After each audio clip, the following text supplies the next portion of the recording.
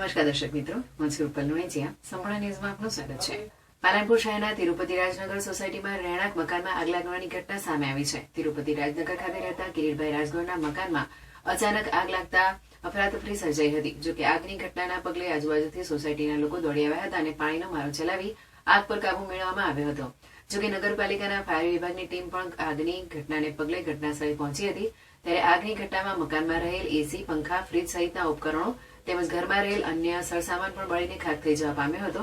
જોકે સદનસીબે કોઈ જાનહાની થવા પામી ન હતી, પરંતુ ઘરમાં રહેલ સામાન બળીને ખાખ થઈ જતા મોટી માત્રામાં નુકસાન થવા પામ્યું હતું. ત્યારે પ્રાથમિક અનુમાન અનુસાર આગ શોર્ટ સર્કિટથી લાગી હોવાનું તારણ સામે આવ્યું છે.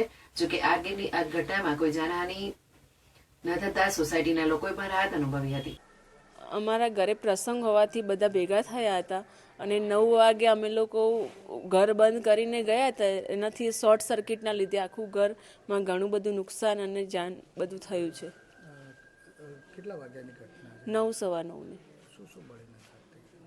આખી બારીના કાચ ફૂટી ગયા છે, પડદા બળી ગયા છે, પછી બધું સળગી ગયું છે, અંદર ઘણું બધું નુકસાન થયું છે, ફ્રેમો બધું, પછી પંખા બધા બળી ગયા છે, એસી બળી ગયું છે, બધા કાચ ફૂટીને નીચે બધા પડ્યા છે, સોફા આખા બળી ગયા છે, ઘણું બધું નુકસાન થયું છે. કોઈ જાનહાનિ થઈ? ના, જાનહાનિ નથી થઈ. બહાર હતા એના લીધે બધા બચી ગયા છે, બાકી નુકસાન તો ઘણું મોટું છે. ફાયરને જાણ કરી? હા, ફાયરને જાણ કરી હતી.